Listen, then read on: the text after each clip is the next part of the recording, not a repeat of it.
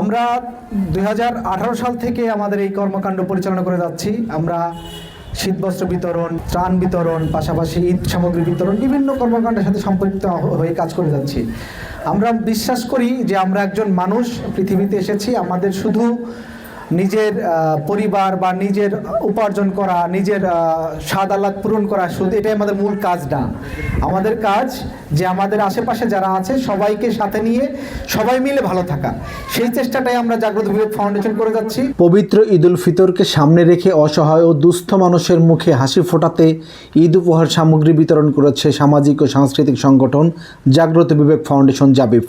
16 March সোমবার সংগঠনটির উদ্যোগে সাভার জামসিং এলাকায় 100 পরিবারের মাঝে এই ঈদ উপহার বিতরণ করা হয়। এ সময় সুবিধাবঞ্চিত ও অসহায় মানুষের মাঝে চাল, ডাল, তেল, সেমাই, চিনি সহ বিভিন্ন খাদ্য সামগ্রী তাদের হাতে তুলে দেওয়া হয়। উপহার বিতরণ কার্যক্রমের উদ্বোধক হিসেবে উপস্থিত ছিলেন জনাব কাদের তালুকদার, সাবেক উপপরিচালক, বাংলাদেশ শিল্পকলা একাডেমি। প্রধান অতিথি হিসেবে উপস্থিত ছিলেন জনাব কামরুজ্জামান, সভাপতি, সাভার সিটিজেন ক্লাব। বিশেষ অতিথি হিসেবে উপস্থিত ছিলেন জনাব নাজমুল হুদা, সভাপতি, সাভার প্রেস ক্লাব। অনুষ্ঠানে সভাপতিত্ব করেন মনিমুক্তা ইসলাম, প্রতিষ্ঠাতা সভাপতি, জাগ্রত বিবেক ফাউন্ডেশন জাবিফ। অনুষ্ঠান সঞ্চালনা ও সার্বিক তত্ত্বাবধান করেন মোহাম্মদ দিদারুল ইসলাম দীপু, প্রতিষ্ঠাতা সাধারণ সম্পাদক, জাগ্রত বিবেক ফাউন্ডেশন জাবিফ। এছাড়াও উপস্থিত ছিলেন সংগঠনের উপদেষ্টা মণ্ডলীর সদস্যবৃন্দ, স্বেচ্ছাসেবী ও এলাকার গণ্যমান্য ব্যক্তিবর্গ। এ সময় বক্তারা বলেন, সমাজের বিত্তবান ও সচেতন মানুষ যদি জাবিফের মতো এগিয়ে আসে তাহলে অসহায় মানুষের মুখে হাসি ফোটানো সম্ভব। রাখার জন্য নিজের বিবেকের কারণে যে মানুষ মানুষের জন্য, জীবনের জন্য এই উপকারটাকে ধারণ করে আত্মস্থ করে এই আত্মদের পাশে তারা বছরের পর বছর কাজ করে যাচ্ছে। জাগ্রত বিবেক ফাউন্ডেশন নামটা বিবেকের সাথে সংশ্লিষ্ট। অনেকে তো অনেক ধরনের নাম দেখে, কিন্তু জাগ্রত বিবেক ফাউন্ডেশন মানুষের বিবেক যেন জাগ্রত হয়, সেই রকম একটা সংগঠনের আজকের যে অনুষ্ঠানটা সাদামাঠা একটা অনুষ্ঠান, মানুষের জন্য অনুষ্ঠান, মানুষের বিবেক নিয়ে কাজ করার অনুষ্ঠান।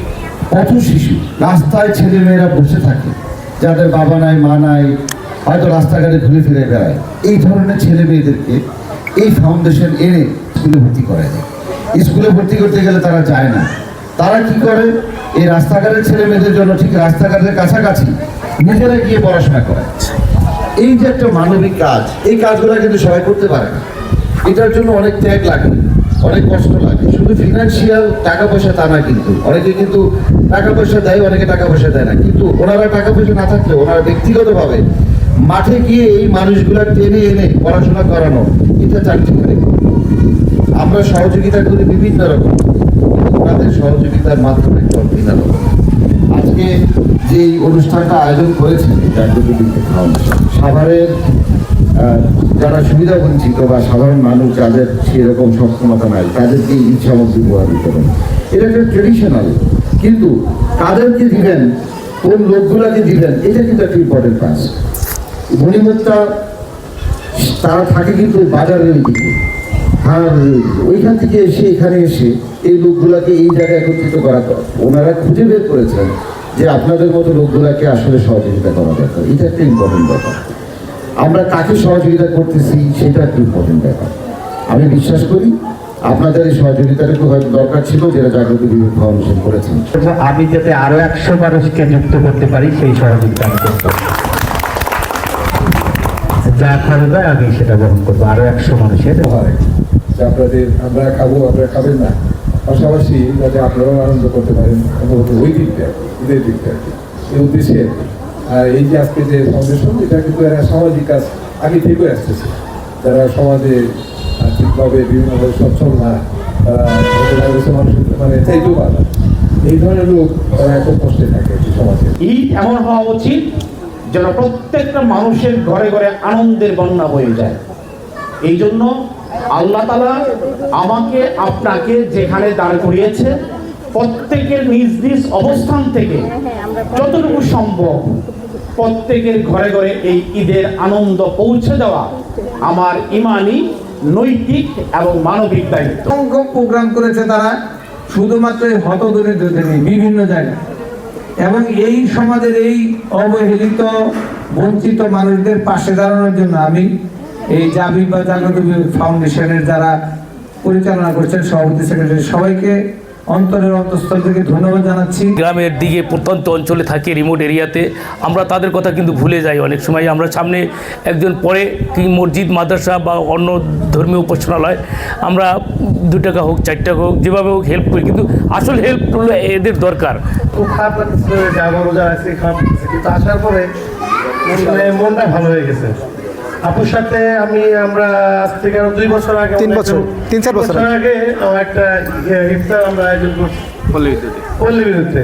আমি মিন্টু, আমরা তারপর দীপু সহ একটা প্রোগ্রাম করেছিলাম। মাঝখানে আমাদের একটা গ্যাপ হয়ে গেছে, কিন্তু আমি চাবো আপু এগুলো চালায় যান, আমরা আছি, আমরা থাকি। রাজনীতির মধ্যে কোনো মজা নাই, কিন্তু এই সামাজিক কাজের মধ্যে অনেক মজা। সেই কারণে আমি সামাজিক কাজটা পছন্দ করে আমি নিরাপদ সড়কে প্রথমে ঢুকছি, কারণ রাজনীতির মধ্যে অনেক দ্বন্দ্ব থাকে, সামাজিক কাজের মধ্যে কোনো দ্বন্দ্ব থাকে না। ইনশাআল্লাহ সামাজিক কাজে এগিয়ে যাব। সংগঠনের নেতৃবৃন্দ বলেন, সমাজের অসহায় মানুষের পাশে দাঁড়ানোই জাগ্রত বিবেক ফাউন্ডেশনের মূল লক্ষ্য। ভবিষ্যতে মানবিক কার্যক্রম অব্যাহত থাকবে। আসলে এতক্ষণ সবাইকে দাঁড় করিয়ে রাখার জন্য আমি সত্যি দুঃখিত, কিন্তু আমাদের সম্পর্কে কিছু তথ্য জানার জন্য হইলো আপনাদের সামনে 2টা কথা বলতে হয়। কারণ এই যে মানুষগুলো মঞ্চে উপবিষ্ট আছে, এই মানুষগুলোর ওয়েট আপনারা যদি না জানেন তাহলে তো বুঝবেন না যে এই কাজের সামনে আমি আপনাদেরকে রেখে আমরা এই ঈদ উপহারটা দিচ্ছি। কারা আমাদের সামনে বসে আছে, এই এক একজন মানুষ এক একজন আমাদের সাভারের রত্ন। এই রত্নগুলোর সামনে রেখে আমরা একটা প্রোগ্রাম সফল করবো, এটা আমাদের জন্য অনেক একটা বড় ভাগ্যের বিষয়। আমি এজন্য সকলকে ধন্যবাদ জানাচ্ছি। উপহার পেয়ে খুশি উপকারভোগীরা। তারা বলেন, এই সহায়তা ঈদের আনন্দকে আরো বাড়িয়ে দিয়েছে। মানবিক ও সামাজিক কার্যক্রমের মাধ্যমে মানুষের পাশে থাকতে চায় জাগ্রত বিবেক ফাউন্ডেশন জাবিফ। দিদারুল ইসলাম দীপু, সাভার, ঢাকা।